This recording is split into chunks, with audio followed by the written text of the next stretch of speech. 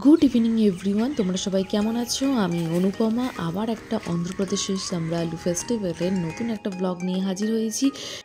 সকালবেলা কী করলাম তোমরা তো দেখতেই পেয়েছো। সন্ধেবেলা কিন্তু এখানে পুজো স্টার্ট হয়ে গেছে। এই পুজো করেই এখান থেকে সমস্ত জিনিসপত্র নিয়ে মন্দিরে যাওয়া হবে। পূজারি কিন্তু এখানে পুজো করা স্টার্ট করে দিয়েছে। পুজোর পর আমরা সবাই এখান থেকে বেরোবো, যেখানে পাঠাবলি হবে। আর এখানে ইভানকে দেখো, ও কী বুঝছে আমি নিজেও জানি না।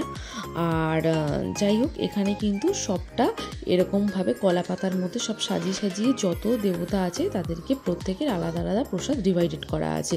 আর যেই পাঠাবলি হবে, যে পাঠাগুলোকে, তাদেরকে কাকিমা এখানে হলুদ আর সিঁদুর পরিয়ে দিচ্ছে, কারণ এরকমভাবেই পাঠাবলির আগে পরিয়ে দেওয়া হয়। দুটো মন্দির আছে ওখানে, দুটো মন্দিরে একটা করে পাঁঠা আর একটা করে মোরগ ওখানে বলি হবে। তো এখানে তো কাজ কমপ্লিট মোটামুটি। তারপরে আমি তোমাদেরকে আগের ব্লগেই বলেছিলাম, যারা প্রচণ্ড পরিমাণে ভক্তি দিয়ে এই মাকে পুজো করে তাদের মধ্যে কিন্তু ভর আসে। আর যাদের মধ্যে পার্টিকুলারলি ভর আসে তারাই কিন্তু মায়ের এই পুজোর যত সামগ্রী সেইগুলো কিন্তু তারাই মাথায় করে বহন করে নিয়েছে। সত্যি কিন্তু এই কাজটা খুবই কঠিন, তোমরা দেখলেই পুরো ভিডিওটা বুঝতে পারবে।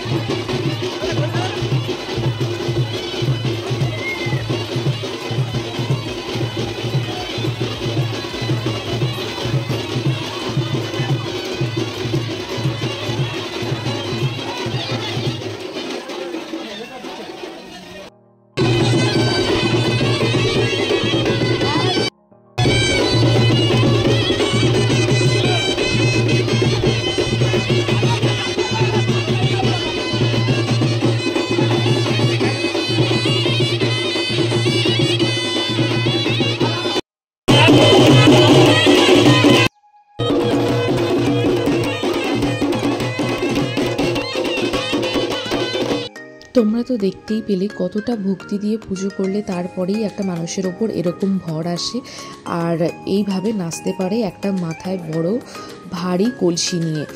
এখানে দেখো, এটা ওদের কাছে একটা বড় ইভেন্ট, যেখানে গ্রামের সমস্ত মানুষ এক জায়গায় জড়ো হয়, প্রচুর লোকজন। আমরা কিন্তু অলমোস্ট মন্দিরে পৌঁছে গেছি, আর বাদবাকি সবাই পেছনে আসছে। আর এখানে ঠাকুরগুলো তোমরাই দেখে নাও, এখানকার ঠাকুর কিন্তু খুবই জাগ্রত। আর এখানের প্রসাদ, কলা আর নারকেল তো মাস্ট, কিন্তু প্রসাদ 3 ধরনের ছিল, যেটা আমার কাছে ভীষণ ভালো লেগেছে।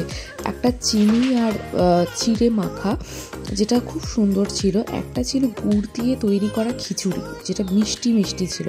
আর একটা সিন্নি আইটেম ছিল, কিন্তু সিন্নিটা কিন্তু আমাদের মতন, ওখানকার মতন নয়, একটু আলাদা।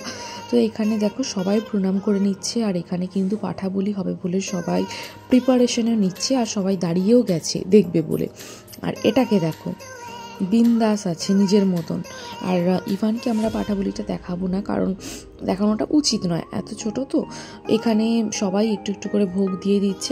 আমি আর আমার হাজবেন্ডও কিন্তু একটু করে ভোগ দিয়ে প্রণামটা সেরে নিলাম। ইভানকেও বললাম প্রণাম করে নিতে, ও প্রণাম করে নিয়েছে। এইবার কিন্তু শুরু হবে পাঠাবলি, তো সেই জন্য সবাই মিলে মন্দিরের বাইরে যেতে হবে।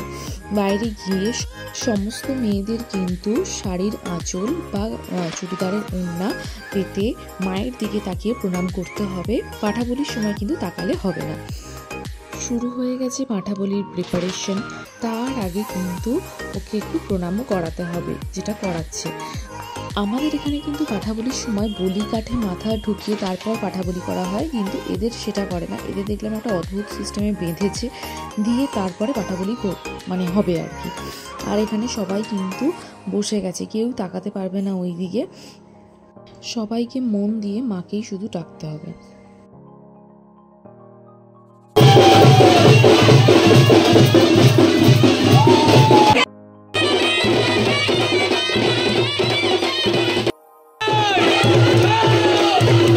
এখানে কিন্তু দুটো মন্দিরেই পাঠা বলি হয়ে গেছে, আর আমরা কিন্তু গ্রামের রাস্তা দিয়ে হেঁটে হেঁটে নিজেদের বাড়ি যাচ্ছি, কারণ প্রায় সন্ধে হয়ে আসছে। কারণ আমাদেরকে কিন্তু আবার ফিরতে হবে সেই লজে, এখানে থাকতে পারবো না, কারণ এখানে প্রচুর লোকজন আর প্রচণ্ডই গরম। তো এখানে যেহেতু আমাদেরকে লজে ফিরতে হবে, তো আমরা তাড়াতাড়ি বাড়ি ব্যাক করব বলে চলে এসেছি। এখানে বাড়ি পৌঁছে সবার সাথে দেখা করে তারপরে এখান থেকে বেরোবো। তো আজকের ভিডিওটা কেমন লাগলো অবশ্যই কিন্তু কমেন্ট করে জানিও। সবাই খুব ভালো থেকো, সুস্থ থেকো, আর ভিডিওটা ভালো লাগলে কিন্তু অবশ্যই লাইক, কমেন্ট, শেয়ার করতে ভুলো না। নেক্সট ব্লগে দেখা হচ্ছে। টাটা।